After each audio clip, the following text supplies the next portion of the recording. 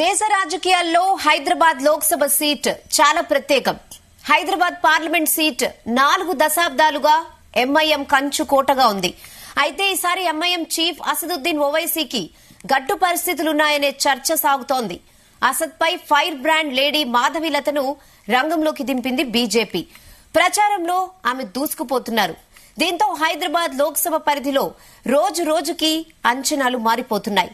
తాజాగా జన్ లోక్పాల్ సంస్థ ఇచ్చిన సర్వేలో కూడా హైదరాబాద్ లో సంచలన ఫలితం వచ్చింది.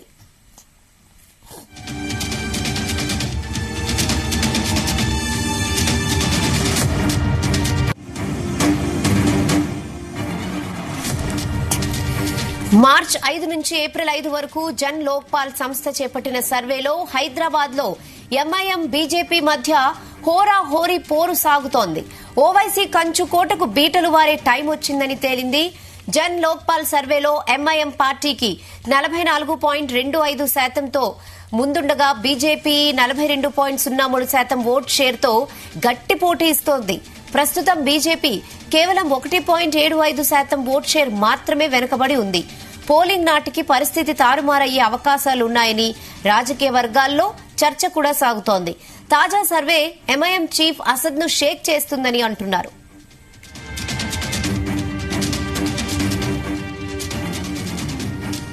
ఇదే విషయంపై మరిన్ని అప్డేట్స్ మా ప్రతినిధి శ్రీచరణ్ అందిస్తారు. శ్రీచరణ్, రెహనా, ఇన్ని గడిచిన కొద్ది సంవత్సరాలు ఒకెత్తు, ఈసారి పార్లమెంట్ ఎన్నికలు తెలంగాణ రాష్ట్రంలో ఒకెత్తు అని చెప్పుకోవాలి. దాంట్లో ప్రధానంగా మనము హైదరాబాద్ పార్లమెంట్ కాన్స్టిట్యున్సీ గురించి ప్రత్యేకంగా మనం చెప్పుకోవాలి. ఎందుకంటే ఆల్మోస్ట్ 4 డికేట్స్ నుంచి హైదరాబాద్ పార్లమెంట్ కాన్స్టిట్యున్సీ అనేది ఎంఐఎం కి ఒక కంచుకోటగా ఉంది.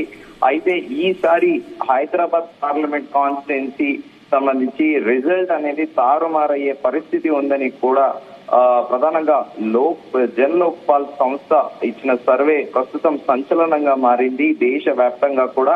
అయితే ప్రధానంగా మనము హైదరాబాద్ బీజేపీ పార్లమెంట్ అభ్యర్థి మాధవీలత గురించి మనం ప్రస్తావనకు వస్తే కొద్ది రోజుల నుంచి ఆమె తరచుగా ఇటు సోషల్ మీడియాతో పాటు ఆమె ప్రధానంగా నేషనల్ మీడియాతో పాటు ఎంటైర్ యూట్యూబ్ ఛానల్ కూడా ఆమె అందరి అటెన్షన్ డ్రా చేసిందని చెప్పుకోవాలి. Entire media attention. ఎందుకంటే ప్రధానంగా ఆమె మొదటి నుంచి కూడా బీజేపీ పార్టీలో లేనప్పటికీ కూడా సంవత్సరం నుండి కూడా హైదరాబాద్ పార్లమెంట్ అభ్యర్థి ఈవెనని కూడా మొదటి నుంచి కూడా ఆమె ఒక ఎస్టాబ్లిష్ చేసుకోగలిగారు. ఆమె ఓల్డ్ సిటీలో డెఫినెట్ గా బీజేపీ టఫ్ ఇవ్వగలుగుతుంది నాలాంటి క్యాండిడేట్ వస్తే అని కూడా ప్రధానంగా ఆమె 1 year గా కూడా ఎస్టాబ్లిష్ చేసుకోగలిగింది. అలాగే దాంతో పాటు కొద్ది నెలల కిందటి నుంచే ఆమె టికెట్ అనౌన్స్ కాకముందటి నుంచే కూడా ఆమె అనఫీషియల్ గా కూడా క్యాంపెయినింగ్ స్టార్ట్ చేసిందనే చెప్పుకోవాలి. ఎందుకంటే ఓల్డ్ సిటీకి బస్తీలలో తిరిగి అక్కడ బాలికల పాఠశాలలకు వెళ్లి ఇండిపెండెన్స్ డే తో పాటు రిపబ్లిక్ డే కూడా అక్కడికి వెళ్లి ఫ్లాగ్ హోస్టింగ్ చేయించి అక్కడ ప్రధానంగా స్కూల్లో బాలికలకి టాయిలెట్ సదుపాయం కావచ్చు, కానీ ఇంకా స్కూల్ కి సంబంధించిన ఇన్ఫ్రాస్ట్రక్చర్ ఏదైనా కూడా అది లేకపోవడము, దాంతో పాటు ఆమె ప్రధానంగా కొద్ది రోజులుగా కూడా అక్కడ వాళ్ళని ఎడ్యుకేట్ చేస్తూ వస్తుంది. అయితే ఆమె మొదటి నుంచి కూడా చాలా మంది పొలిటికల్ క్రిటిక్స్ ఏమంటారంటే మీనాక్షి లేఖిని తిరిగా ఆమె ఎప్పుడైతే క్యాంపెయినింగ్ స్టార్ట్ పెట్టిందో అనఫీషియల్ గా వరుస పెట్టి యూట్యూబ్ ఛానళ్లతో పాటు మెయిన్ స్ట్రీమ్ మీడియాకి ఇంటర్వ్యూలు ఇచ్చే క్రమంలో ఆమె మీనాక్షి లేఖని కట్టుపొట్టు శైలి, చీర కట్టు కూడా అంతా కూడా మీనాక్షి లేఖని ఫాలో అవుతున్నారని కూడా ప్రధానంగా క్రిటిక్స్ అంటున్నారు.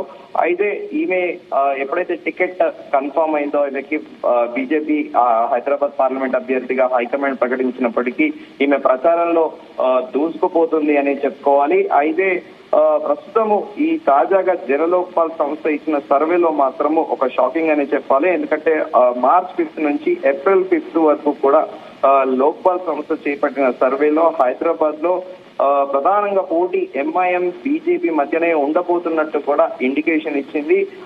టఫ్ ఫైట్ గా కూడా కొనసాగబోతుంది అనేది కూడా ప్రధానంగా చెబుతున్నారు. ఓవైసీ కంచు కోటకు బీటలు వారే టైం వచ్చిందని కూడా ప్రధానంగా ఈ జన్ లోక్పాల్ సర్వేలో కూడా తేలింది. అయితే ఓట్ షేరింగ్ చూసుకుంటే అంటే ఇది ప్రీమెచ్యూర్ బేబీ తెరగా ఇది ఒక ప్రెడిక్షన్ తెరే. అట్లే తీసుకోవాలి మనము.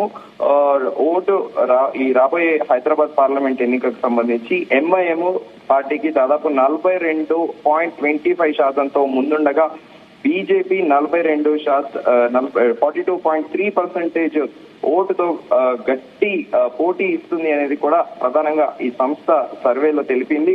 అయితే ప్రస్తుతము బీజేపీ కేవలం గడిచిన కొద్దేళ్లుగా కూడా 4 టికెట్స్ నుంచి కూడా జస్ట్ 1.75% ఓటు షేర్ మాత్రమే ఉంది. అయితే ప్రస్తుతానికి వీళ్ళు జనలోక్పాల్ సంస్థ ఇచ్చిన సర్వేలో కూడా జస్ట్ 1.75 ఓటు షేర్ మాత్రమే వెనుకబడి ఉంది. అయితే డే కూడా ఎలక్షన్ క్యాంపెయినింగ్ మారుతుందనే చెప్పుకోవాలి. ఆమె కొద్ది రోజుల కిందట ఒక ప్రముఖ జాతీయ మీడియా సంస్థకి లోక్ అదాలత్ అనే ప్రోగ్రామ్ లో సాక్షాత్ ప్రధానమంత్రి కూడా ఆమె ఆ ఇంటర్వ్యూ ఇంప్రెస్ అయిపోయి సాక్షాత్ ప్రధానమంత్రి నరేంద్ర మోదీ ఎక్స్ వేదికగా కూడా ఆమెను అభినందించి మరోసారి కూడా దాన్ని రాత్రి 10 గంటలకు టెలికాస్ట్ చేయాలి, దేశంలో ఉన్న ప్రజలందరూ కూడా చూడాలి అని చెప్పేసి సజెస్ట్ చేసి, అలాగే దాంతో పాటు ఆమెకి కితాబు కూడా ఇవ్వడం కూడా ఒక రకంగా ప్రధానమంత్రి మోదీ ఆమె పేరును ఒక ట్యాగ్ చేస్తూ కూడా ఈ ప్రోగ్రాం చూడాలనడం కూడా ఇది కూడా ఒక పొలిటికల్ క్యాంపెయిన్ లో భాగంగానే ఆమెకి ఇప్పుడు దేశ వ్యాప్తంగా కూడా అందరినీ ఆకర్షిస్తుంది అని మనము ప్రధానంగా చెప్పుకోవాలి. అయితే పోలింగ్ నాటికి పరిస్థితి కూడా పోలింగ్ డే రోజు ఎలాంటి సర్కమ్స్టెన్సెస్ ఉంటాయి అనేది కూడా మనము ముందుగా చెప్పలేము. కానీ కొద్ది రోజులుగా అయితే చర్చ నడుస్తోంది. ఈసారి డెఫినెట్ గా అసదుద్దీన్ ఓవైసీకి మాత్రము చాలా టఫ్ ఫైట్ ఉంటుంది అని కూడా ప్రధానంగా చెప్పుకోవచ్చు. అయితే అసదుద్దీన్ ఓవైసీ ఇంకా చెప్పాలి అంటే ప్రాపర్ గా క్యాంపెయినింగ్ స్టార్ట్ చేయలేదని చెప్పుకోవాలి. ఎందుకంటే ప్రస్తుతం ఇప్పుడు రంజాన్ మాసం నడుస్తోంది.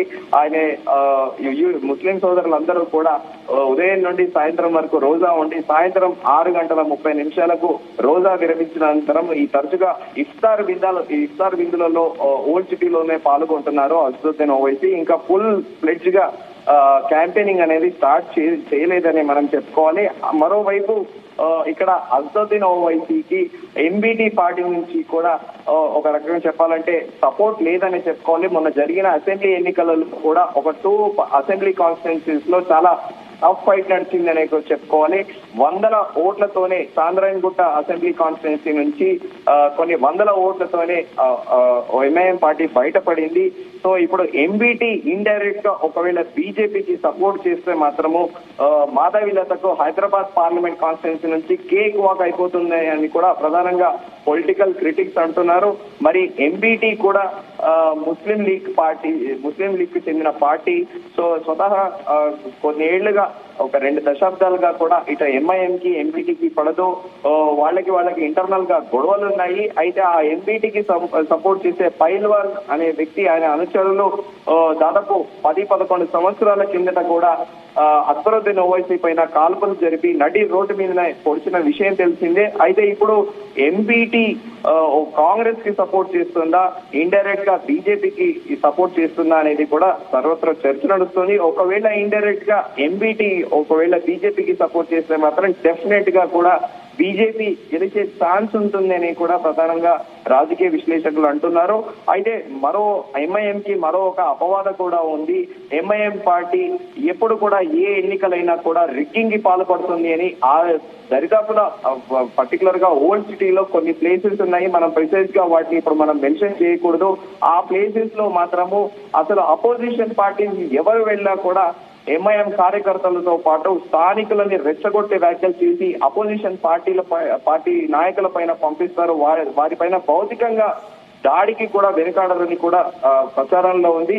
అయితే ఇప్పుడు ఈ పోలింగ్ అనేది అప్రోప్రియేట్ గా జరిగితే పోలింగ్ బూత్స్ లలో కూడా టైట్ సెక్యూరిటీ పెట్టి డైరెక్ట్ గా గవర్నమెంట్ ఆఫ్ ఇండియా మానిటరింగ్ చేస్తే డెఫినెట్ గా ఈసారి ఫలితం మారే అవకాశం ఉంటుంది అని కూడా అంటున్నారు. ప్రధానంగా కేంద్ర బలగాలు కూడా భారీ ఎత్తున మోహరించి ఓల్డ్ సిటీ పోలింగ్ అనేది సజావుగా సాగేలా చూస్తే మాత్రము రిజల్ట్ ఖచ్చితంగా మారుతుంది. ర్యాపిడ్ యాక్షన్ ఫోర్స్ తో పాటు సిఆర్పిఎఫ్ బలగాలు గిట పూర్తి స్థాయిలో entire Hyderabad parliament constituency monitor చేస్తే మాత్రము సజావుగా ఈసారి ఓటర్స్ అందరూ కూడా వాలంటీర్ గా వచ్చి ఓటు వేస్తే మాత్రము ఖచ్చితంగా ఈసారి మాత్రం అసదుద్దీన్ ఓవైసీకి మాత్రము ఖచ్చితంగా టఫ్ ఫైట్ అని మాత్రం చెప్తున్నారు. రేహానా ఓకే శ్రీచరణ్.